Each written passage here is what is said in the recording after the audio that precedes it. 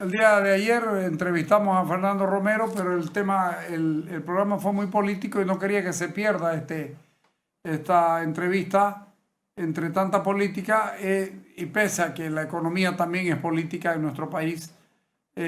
Hablamos con él, con Fernando Romero, presidente del Colegio de Economistas de Tarija, sobre la situación económica del país, sobre el crecimiento y todas estas cosas. Créanme que no son buenas noticias. Dale. El Colegio Departamental de Economistas de Tarija. Es preocupante, Fernando, gracias por atendernos. Muy preocupante el cuadro que nos estás presentando.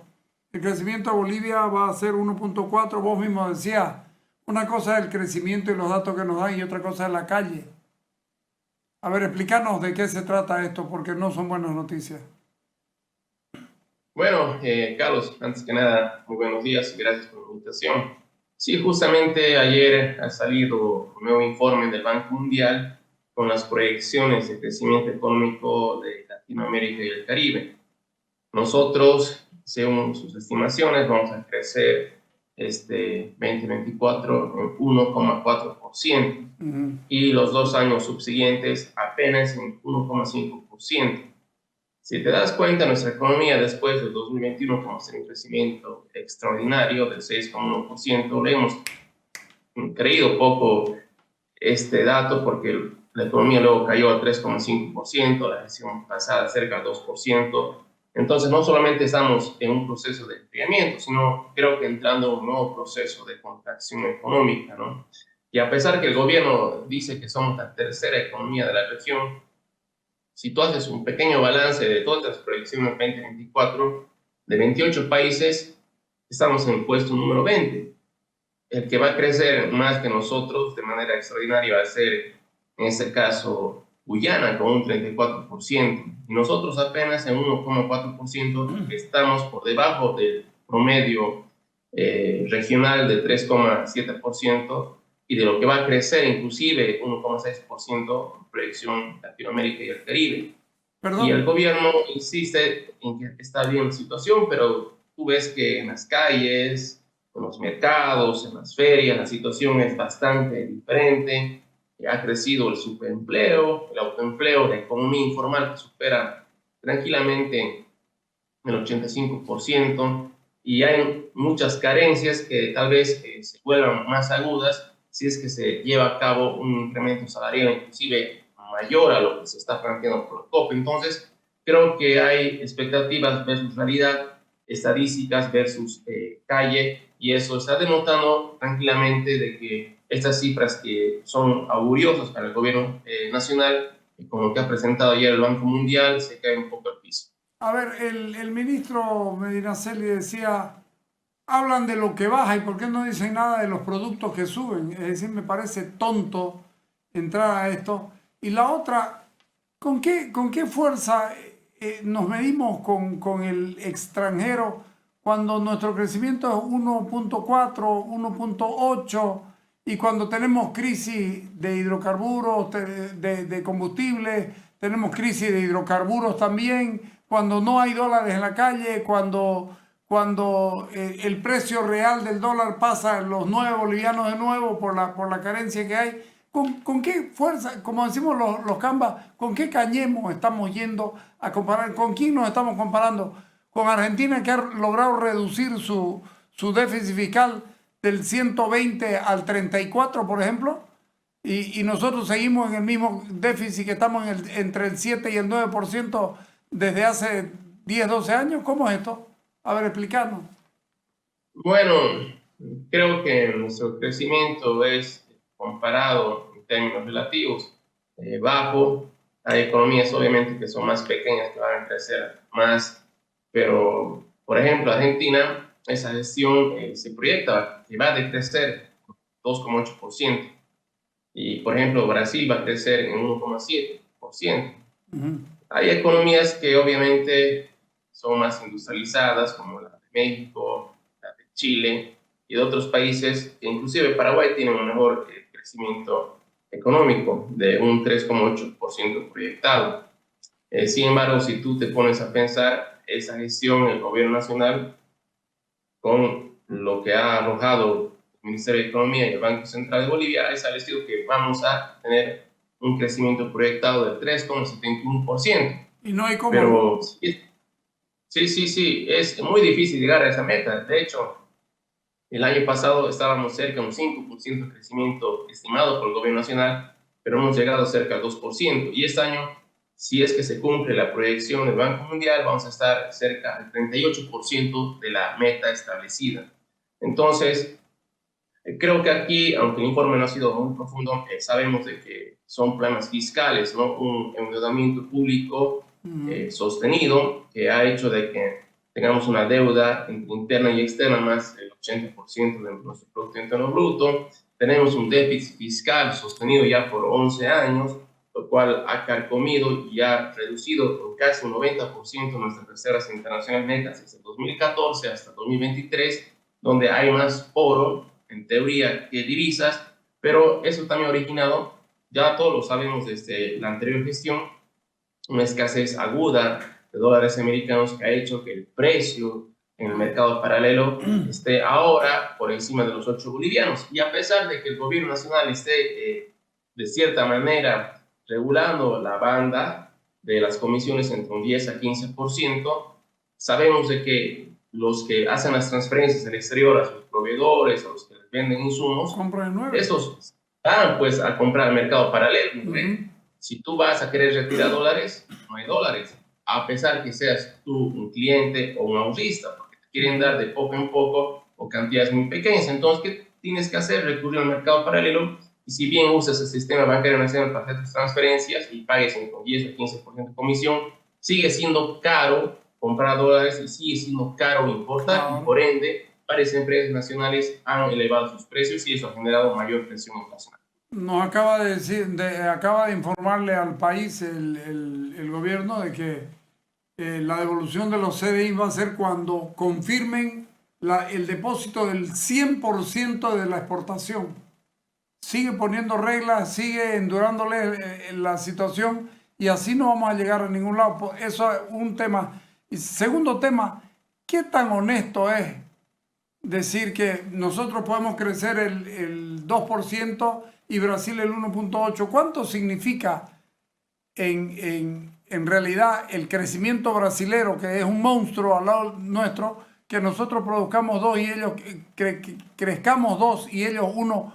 ¿Cuál es la diferencia en peso específico de esos crecimientos? A ver, en cuanto a los CDIs que me acabas de informar, siempre lo he visto muy condicionado, y además esa devolución, que son una especie de retención arancelaria positiva, se lo debería hacer pues de manera, digamos, natural, no condicionada o dirigida, ¿no? Si tú todos tus dólares los traes aquí y los inyectas al sistema financiero nacional, yo te devuelvo. Y antes esa devolución se hacía en años, pero ahora para que te lo devuelvan 3 meses están ya obligando, ¿no? Y no sé si eso será muy sano o potable, y obviamente que está saltando lo que es una economía de libre mercado. Y respecto al otro, ¿no? El PIB de Brasil, que es un monstruo conjuntamente con la economía de México, ellos tienen pues más de 1.000 billones de Producto Interno Bruto, ¿no? Y nosotros apenas alrededor de 43.000 millones de dólares. Entonces, aunque Brasil tenga un crecimiento igual o menor al de nosotros, porque su economía igual se ha ralentizado en sus últimos 3 años, en términos absolutos, nosotros somos pues un grano de arena frente a su economía, ¿no? Con ese 1,7%, e inclusive con un crecimiento menor, porque la gestión pasada ha crecido cerca del 1%, ellos han crecido en términos monetarios una cantidad mucho, pero mucho más grande que la nuestra, ¿no? Entonces, a veces nosotros somos muy demagogos, siempre los gobiernos de turno dicen que tenemos un crecimiento de 4 o 5%, que es un crecimiento comparado con otras economías extraordinario, pero como ya lo llevamos a términos absolutos, nuestro crecimiento y nuestro PIB es realmente muy pequeño en la región, y creo que no solamente hay que fijarse en términos porcentuales o en cuánto crece nuestra economía, porque nuestro crecimiento no es homogéneo, eso se ha visto en las últimas estadísticas que ha arrojado el INE, que las actividades económicas que generan valor agregado, que generan empleo y generan productividad al país han decrecido en comparación a la gestión 2022 y sobre todo no tenemos un crecimiento homogéneo, no tenemos un crecimiento de calidad y por ende nuestro crecimiento no es sostenible, está en función a cómo va el contexto internacional. Si los precios todavía de las materias primas y de hidrocarburos van bien, nuestra economía va bien, pero como desde el 2014 han caído los precios y eso sumado con la declinación de la producción, sobre todo de gas natural, nuestra economía pues ha decrecido y por eso ahora estamos entrando posiblemente a un proceso de desinflación. Esta inflación, eso es estancamiento con inflación. Pero a ver, una cosita más. Aparte del problema de los hidrocarburos y estas cosas, tenemos el problema de la caída de la crisis del agro cruceño, 350 millones de dólares menos, 800.000 toneladas. Pero aparte de eso, encima ha caído el precio de la soya internacional. El gobierno esperaba contar con esta plata y no la va a tener. ¿De dónde puede sacar el gobierno plata? Bueno, esperemos de que no vaya por el camino clásico, ¿no?, de las economías populistas que cuando buscan seguir sosteniendo un gasto público, ¿no?, subvenciones de hidrocarburos, por ejemplo, o políticas sociales como bonos o cualquier otro tipo de compensación o transferencia monetaria a la población, no genere una emisión monetaria, ¿no?, orgánica, que en otras palabras es emitir o imprimir dinero. Claro que no la hace el BCB, pero contratar a una empresa que se limita dinero y comenzar a inyectar, ¿no?, recursos que no tienen respaldo productivo y de esa manera pagar la deuda interna, seguir financiando el gasto público, seguir sosteniendo un déficit fiscal y dar una sensación de que la gente tiene dinero, pero cuando se emite de esa manera, sabemos que la producción no crece de la noche a la mañana, menos la producción de nosotros que es incipiente porque no por nada exportamos casi un 70% de materias primas, pero importamos el mismo porcentaje y no producimos mucho como economía, eso puede generar una inflación, ¿no? Y eso es lo que ha pasado en años como los 80, ¿no? Entonces, creo que tal vez hay también esa tentación, no hay la certeza, ¿no?, de los recursos de los fondos de pensiones, quizá tanto en discusión como esta propuesta de ley, pero creo que ese sería uno de los caminos, ¿no?, porque si el negocio del litio está estancado, por ejemplo, la planta de Uria está en ese momento con problemas técnicos y los precios, además de la producción, han caído, de alguna manera tienen que sacar dinero, ¿no? Deuda externa no lo va a hacer porque está limitada, está subvencionada al tema político, ¿no?, por el tema de la división. Entonces, lo más probable o uno de los caminos podría ser mayor deuda interna y tal vez una emisión de dinero que pueda generar pues una elevación de precios de manera posterior. ¿Qué tanto beneficio pueden traer los créditos para hacer carreteras y estas cosas que finalmente no es plata que se mete, se inyecta a la economía? Bueno, yo pienso que no es mala deuda, ¿no?, sino es cómo se la usa, Estoy en de qué se la acuerdo, sí. gasta.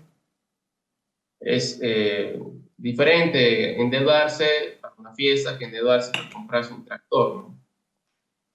Yo creo que si esa deuda se canaliza al sector productivo, ¿no?, en infraestructura pública y a todo lo que mejore también las condiciones de educación, vivienda y salud de la población, está bien.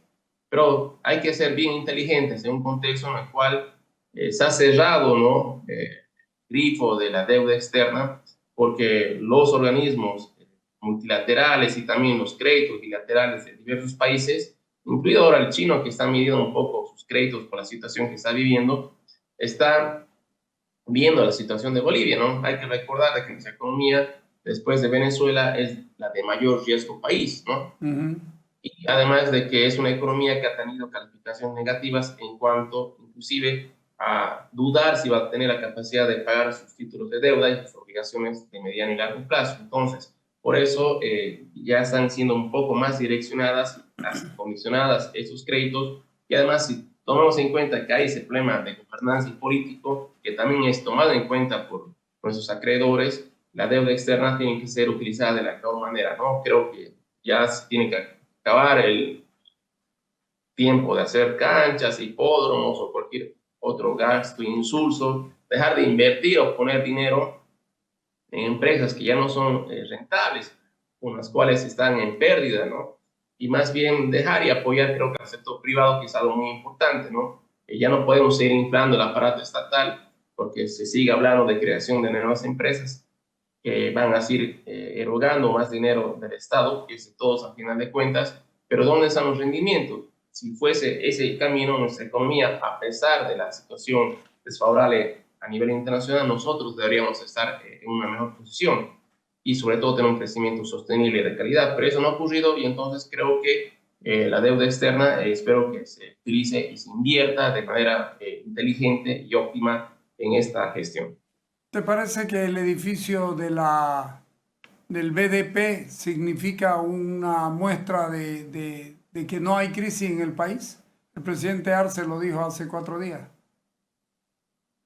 No, no creo, ¿no? Porque si fuera viendo la infraestructura pública, viendo los edificios en el eje central y en todo el país, no puedo decir que estamos bien porque hay edificios nuevos, ¿no? Al final es una muestra de poder, ¿no? De decir, aquí no hay crisis y yo sigo gastando, ¿no? Pero aquí la gran pregunta es de dónde han salido esos recursos, ¿no? Para financiar la construcción de ese edificio y de los últimos edificios y empresas e industrias que está queriendo implementar el gobierno central. Obviamente que no es un regalo divino, debe ser deuda externa o deuda interna, o tal vez lo que se ha preocupado en la mayoría de las entidades públicas, reducir pues inversión y destinar más a gasto corriente, ¿no? Yo no puedo considerar como una inversión pública un edificio, ¿no? Porque eso, ¿qué va a generar? Simplemente es una infraestructura, ¿no? Así Se es. estaría invirtiendo en caminos, en sistemas de riego o otras cosas que realmente cambien el nivel y las condiciones de vida, claro, sería positivo, pero un edificio, yo creo que en ese momento es simplemente demostrar o tratar de mostrar a la gente que está todo bien, pero sin embargo, si tú preguntas al ciudadano en común, no creo que le cambie la vida que el gobierno nacional haga 10 edificios nuevos porque ellos siguen teniendo problemas de ingresos, no les alcanza el dinero y están con perspectivas poco alentadoras para esa gestión. La última, el contrabando es dañino para la salud económica del país, pero sin embargo te tranquiliza la plata de la calle del día a día, porque encontrás todo de contrabando, desde productos de primera necesidad que están llenos los mercados, de productos de contrabando, sobre todo argentinos, brasileños y chilenos. Y la otra, encontrás ropa y esas cosas, ropa desde usada o ropa de contrabando. ¿Qué es primero, el huevo o la gallina? Si sin contrabando, ¿qué hace el país? ¿Qué hace el país en el conseguir las cosas y mantener los mercados baratos? ¿Cómo se Mira, ve? Carlos, nuestra economía hace bastante tiempo es sustentada por lo que es la informalidad y Claro. actividades legales. Si quitamos esas variables, nosotros mismos no nos vamos a poder sostener. El contrabando es un cáncer, ¿no? En ese momento no nos está pasando factura, ¿no? Y va a traer un daño a largo plazo. En ese momento estamos viviendo un momento de satisfacción irreal, ¿no?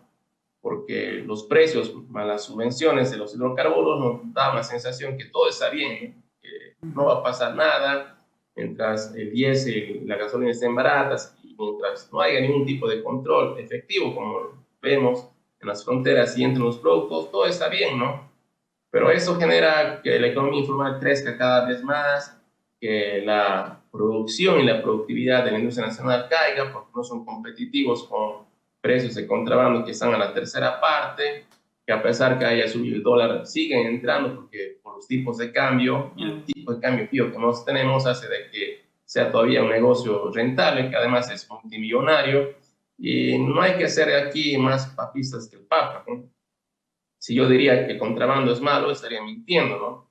No es bueno ni malo, es simplemente una actividad que permite a muchos, ¿no?, tener trabajo, aunque no empleo, permite que nuestra economía tenga bajos precios, porque yo no me imagino si haríamos una muralla china al estilo boliviano y no dejaríamos entrar en un solo alfiler, nuestra economía no es capaz de producir todo lo que consumimos. Y el contrabando satisface esa demanda, ¿no? Y a buenos precios. Y además, algo que tal vez no quiera aceptar el gobierno nacional y los gobiernos subnacionales, les permite no generar trabajo, ¿no? No hay fuentes de trabajo ni del sector privado ni del sector público. Entonces, ¿quién te genera trabajo? El contrabando, ¿no? Entonces, por eso no lo combaten de manera importante. Y por eso, cuando hacen un golpe al contrabando, apenas es 3%. Entonces, yo diría, en términos resumidos, que por el momento es un mal necesario, pero tratar de eliminarlo o combatirlo, necesitamos un cambio estructural, un cambio integral, y es a largo plazo, ¿no? Y de verdad implementar un proceso de industrialización, el cual hasta la fecha yo creo que estamos atrasados por lo menos 100 años. Bueno, te agradezco muchísimo. Cualquier otra cosa te llamamos, ¿sí? Claro que sí, Carlos, le agradezco soy yo, les mando un saludo desde Tarija.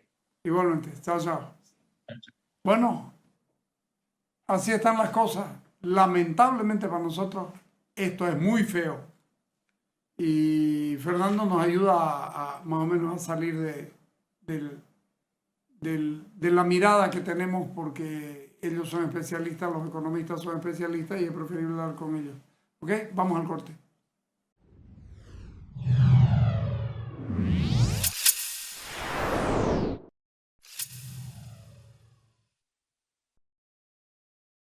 La salud es prioridad para nuestro pueblo y nuestro compromiso con ella está claro. En estos primeros 2 meses en ejercicio, buscando descongestionar la maternidad Percy Bolden, se habilitó la sala de neonatología del Hospital de Montero. Dotamos de un nuevo tomógrafo con inteligencia artificial y nuevas camas para el hospital japonés. Además, otro tomógrafo para el Hospital de Niños. Mediante las mesas de diálogo interinstitucionales, se consiguieron nuevos ítems en salud y certeza para la transferencia de un predio municipal donde en un futuro se construirá un moderno hospital oncológico. Estamos camino a una mejor atención médica, a una mejor calidad de vida.